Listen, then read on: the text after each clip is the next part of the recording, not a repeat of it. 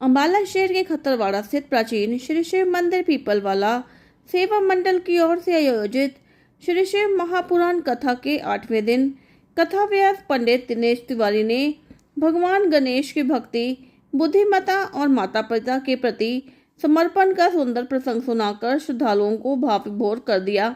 पंडित दिनेश तिवारी ने बताया कि एक बार सभी देवताओं में ये होड़ लग गई कि उनमें सबसे श्रेष्ठ और बुद्धिमान कौन है।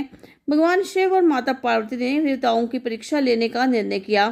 परीक्षा रखी गई कि जो देवता सबसे पहले पूरे संसार की परिक्रमा करके वापस आएगा उसे श्रेष्ठ माना जाएगा। सभी देवता अपने अपने वाहनों पर सवार होकर संसार की परिक्रमा के लिए निकल पड़े। भगवान गणेश का वाहन मूषक होने के कारण उनके लिए पूरी पृथ्वी की परिक्रमा करना कठिन था। ऐसे में भगवान गणेश ने अपनी बुद्धि का परिचय देते हुए भगवान शिव और माता पार्वती की 7 बार परिक्रमा की और कहा कि उनके लिए माता पिता ही संपूर्ण संसार हैं। गणेश जी के भक्ति, बुद्धिमत्ता और समर्पण से प्रसन्न होकर भगवान शिव और माता पार्वती ने उन्हें विजयी घोषित किया। कथा व्यास ने कहा कि माता पिता की सेवा और उनका सम्मान सर्वोच्च धर्म है। भगवान गणेश के इस प्रसंग से हमें सीख मिलती है कि सच्ची श्रद्धा, भक्ति और विवेक के साथ जीवन की हर परीक्षा में सफलता प्राप्त की जा सकती है।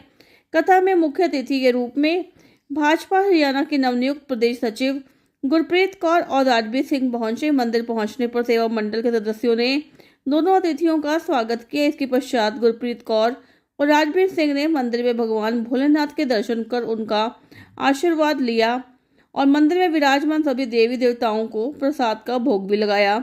कार्यक्रम के अंत में विधिवत आरती की गई, जिसमें श्रद्धालुओं ने श्रद्धापूर्वक भाग लिया और आरती के पश्चात श्रद्धालुओं में प्रसाद वितरित किया गया।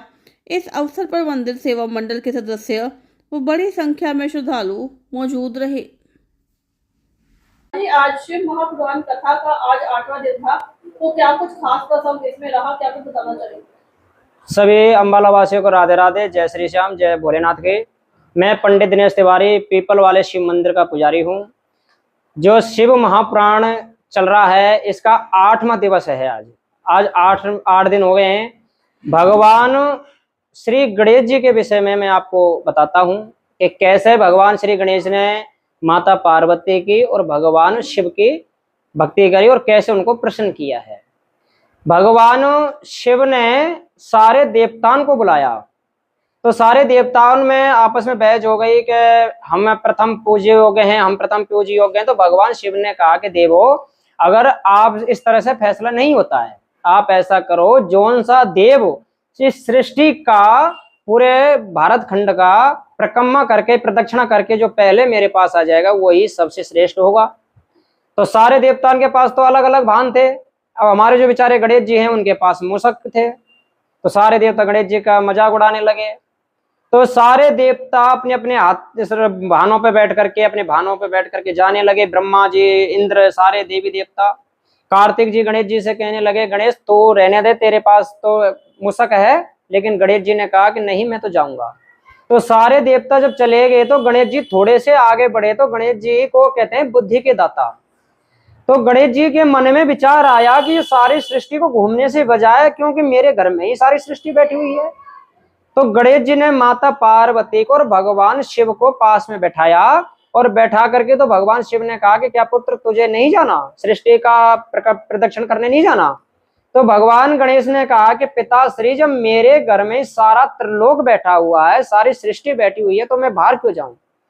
भगवान शिव तो त्रिकालदर्शी है, उनको तो सब पता है। लेकिन भगवान शिव ने गणेश जी से पूछा कि मेरे कुछ समझ में नहीं आ रही, क्या कह रहा है?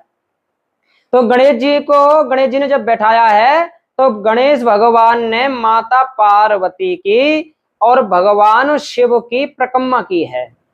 भगवान शिव की जब परिक्रमा की तो भगवान शिव ने गणेश जी से पूछा कि पुत्र ये क्या किया? तो गणेश जी ने कहा कि पिताश्री, मैंने जो ये आपकी प्रदक्षिणा की है, इस प्रदक्षिणा के अंदर सारा त्रिलोक आ गया, सारा संसार आ गया, क्योंकि माँ बापों से बढ़कर के कोई भी इस दुनिया में नहीं है। भगवान ने भी स्वयं अपने माता पिताओं की सेवा की है। और जब भगवान विष्णु ने कृष्ण अवतार लिया था तो माता यशोदा की और बाबा नंद की भी सेवा उन्होंने की है। माता पिताओं में ही सारा तीर्थ है, माता पिताओं में त्रिलोकी है। अगर जो कोई भक्त, कोई पुत्र या पुत्री अपने पिता की और माँ की जो सेवा कर लेती है, उनको सारा संसार प्राप्त हो जाता है। बोल शंकर भगवान की जय। चैनल से मैं सभी दर्शकों को नमस्कार करना चाहती हूँ। आज यहाँ पर महाशिव पुराण कथा का 8वां दिन है और मैं आपको बताना चाहूंगी कि हम लोग, मेरा परिवार इस मंदिर से काफी समय से जुड़ा हुआ है। हमें इस परिवार से, इस मंदिर से जोड़ने वाले आदरणीय हमारे भाई सुरेंद्र मल्होत्रा जी, जो वर्षों से वो खुद और उनका परिवार इस मंदिर की सेवा कर रहे हैं। और ये बड़ा ऐतिहासिक मंदिर है, 200 साल पुराना ये मंदिर है, पीपल वाला मंदिर हम इसको कहते हैं। और यहाँ पर आज मेरा सौभाग्य है, मुझे यहाँ आकर प्रसाद वितरित करने का, महादेव की सेवा करने का मुझे अवसर मिला। मेरे लिए बहुत गर्व और सौभाग्य की बात है। आज का प्रसाद श्री राजवीर सिंह जी हमारे जो मंदिर के मेंबर हैं, और हमारी भाभी गुरप्रीत कौर जी जो है हमारी मंदिर की जो है सदस्य है महिला मंडल की, इनके परिवार की तरफ से लगा है।